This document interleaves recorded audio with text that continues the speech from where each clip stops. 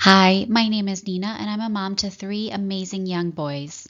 Today, I want to talk about something very close to my heart, our family's experience with childhood allergies, specifically sesame allergy.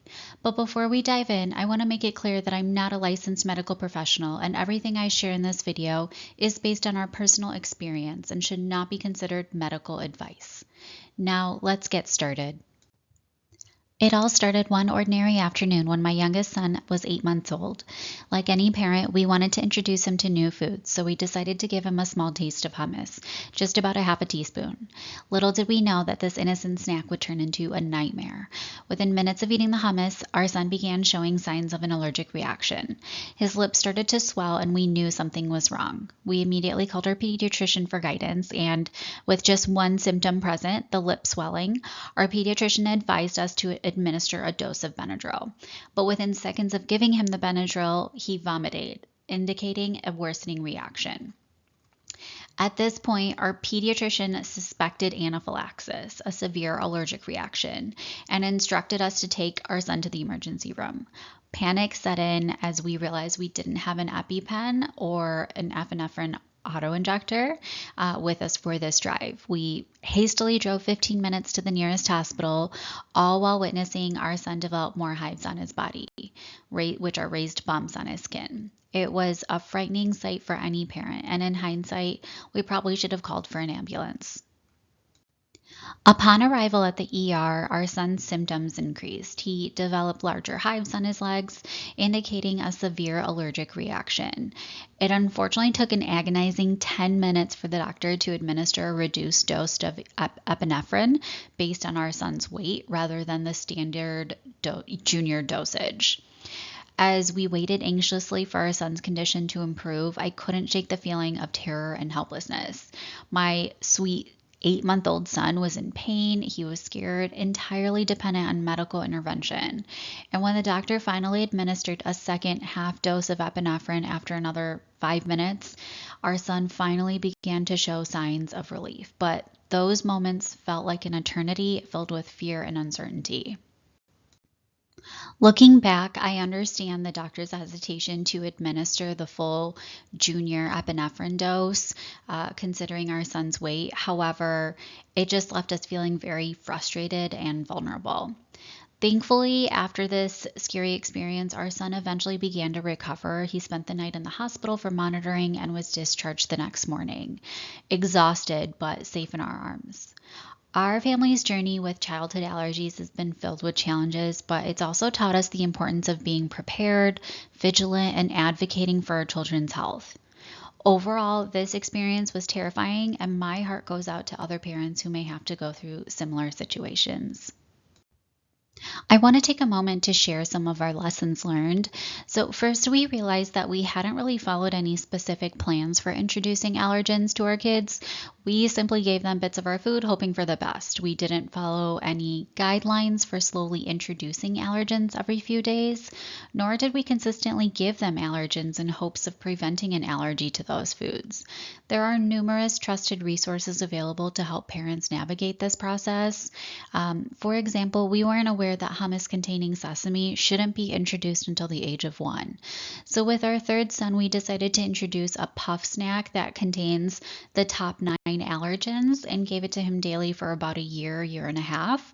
And that provided us some comfort in knowing that he's been introduced to these allergens. Second, it's crucial to advocate for yourself and your family at the doctor's office or at the hospital. If you have questions about what the doctor is doing or what the nurse is doing, make sure you reach out to someone and find someone to get those questions answered so that you feel more comfortable with the medical intervention that's taking place on you, yourself, your family, or your little ones. It's so important to give yourself grace. Throughout this ordeal, I couldn't shake the feeling that it was somehow my fault. However, allergies in children are on the rise in the US, and there's only so much we can do as parents to prevent anaphylactic reactions. So, what did we do after this experience? Well, first, we waited a few weeks to let things settle down, and then we made an appointment with an allergist. She conducted both a blood test and skin test, and our son's numbers came back at 1.41, which fell into the moderate category. From there, our primary goal was to avoid all exposure to sesame and revisit the allergist in a year for further testing. So, how do you avoid sesame when it's in so many everyday foods? We used to consume hummus daily, sprinkle sesame seeds as toppings, and even cook with sesame oil. We had to remove all of these items from our household. We wanted to be extra cautious about what we brought into our home to ensure our child's safety. Managing within the house was challenging but doable. However, managing his sesame allergy outside the house posed a whole new set of challenges. We were prescribed an epinephrine autoinjector, commonly known as an EpiPen, to carry with us at all times. This comes in a 2-pack with a dosage of 0.15. We also made sure to carry Benadryl with us everywhere we went, ensuring that we had the correct dosage based on our son's weight. If you go to Amazon, you can purchase individual vials that are pre-filled with 5 milliliters of Benadryl. That was just an easy way for us to take with us on the go. And last, whenever we would go out to eat, we had to just be extra prepared. We brought wipes to clean his seating area, laid down disposable plastic table covers, and packed his own food. It's a meticulous process, but something very necessary to minimize the risk of exposure. Unfortunately, the challenges didn't end there. The introduction of the Faster Care Act was meant to provide more transparency for those with sesame allergies by requiring clear labeling of sesame and fruit products. But ironically, it had the opposite effect. Many food labels and restaurants began including trace amounts of sesame in more products, resulting in a more restricted diet for those with sesame allergies. And this was in the form of adding a couple of sesame seeds or the slightest trace of sesame flour to bread or crackers. This has made dining out even trickier. We also found ourselves unable to attend certain social gatherings, especially serving foods containing sesame like hummus, everything bagels, or crackers with sesame seeds. It's not just about the food itself, it's also about managing the risk of cross-contamination and exposure from others. So with all these challenges, we also had to have annual visits with the allergist following our son's sesame allergy diagnosis. Each year, he underwent blood and skin testing to monitor the numbers. And from year 1 to year 2, the blood test numbers went down a little bit, but then from year 2 to 3 to 4, they did increase, indicating that if he did have a reaction to sesame, it could potentially be a greater reaction. While we knew that he might not outgrow this allergy, we were determined to explore every option to increase his safety. That's when we heard about oral immunotherapy, or OIT.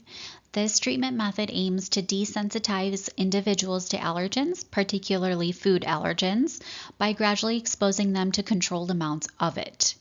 The process starts with a very low dose and gradually increases over time, with the goal of training the immune system to become less reactive.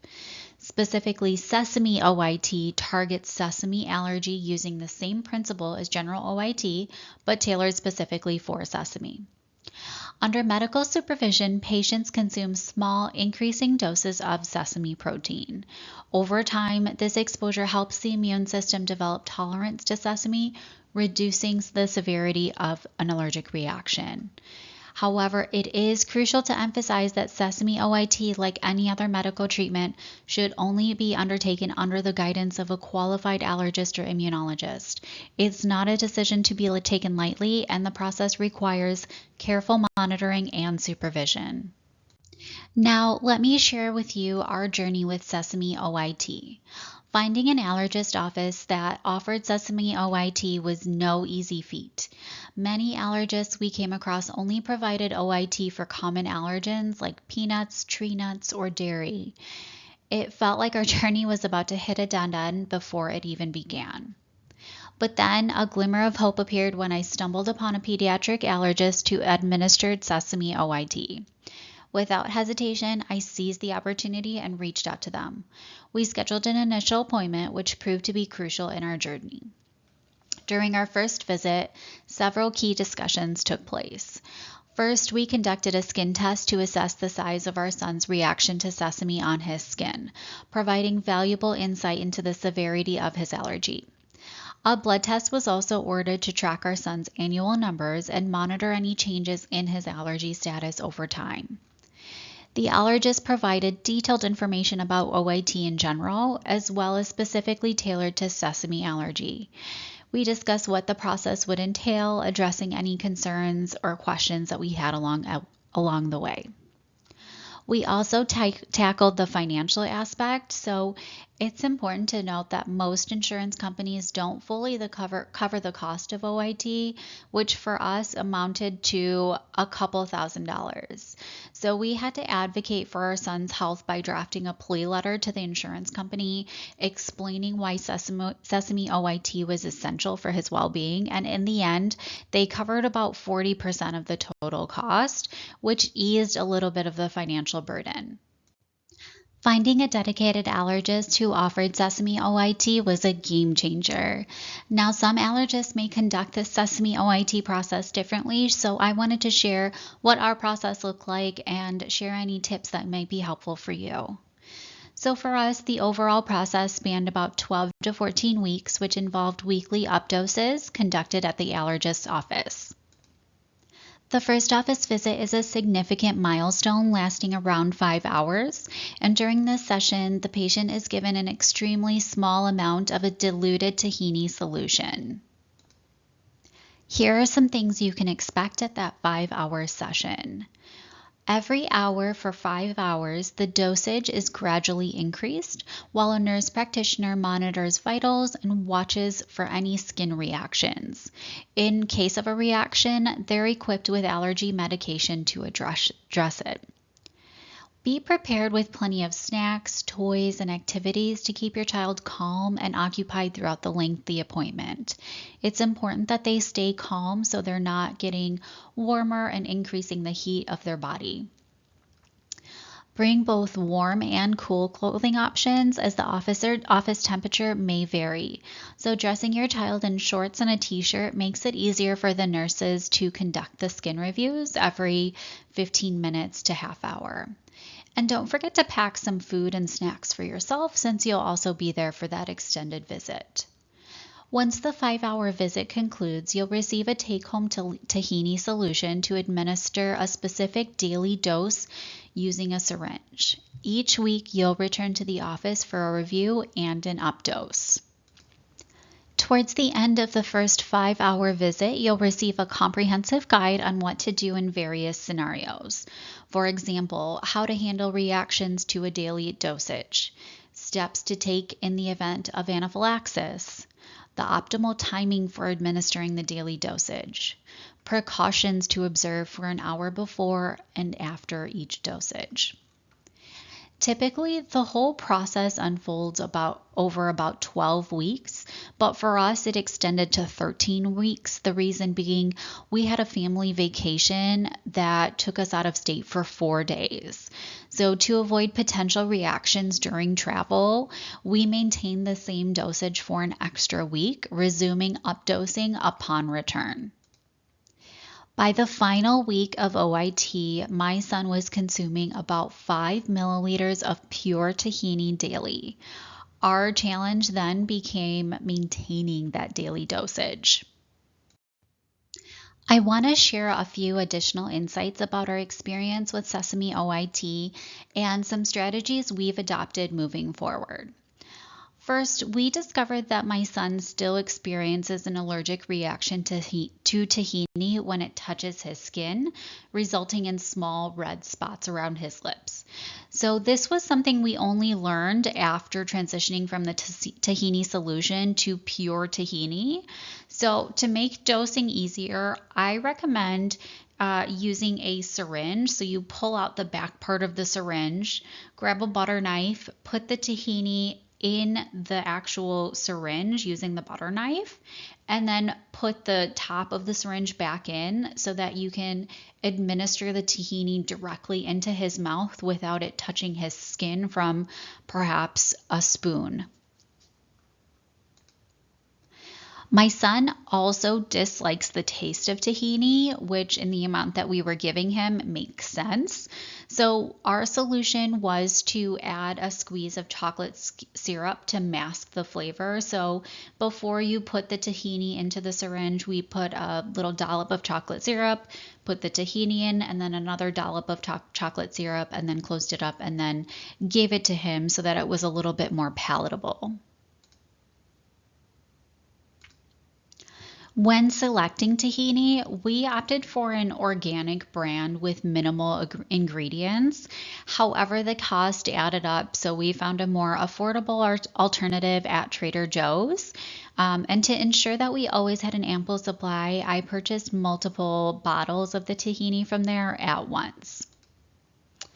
We also have specific criteria for skipping a daily dosage. So when my son is sick or he has a fever, when we're traveling for a lengthy time, or if we have a big travel day ahead of us and we're on an airplane, or even when we're engaging in high activities like sports days and things like that, that would increase the risk of reaction, we would potentially think about skipping a dosage for that day.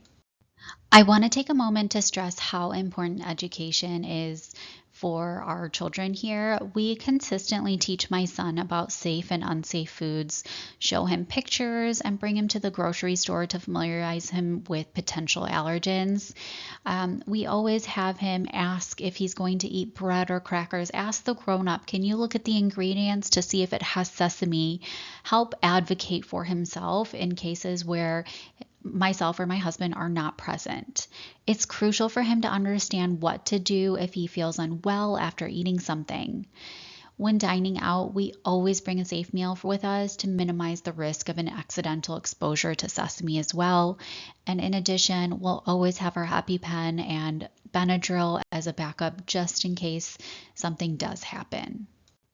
And finally, I want to emphasize the importance of spreading awareness about sesame allergy and sesame OIT.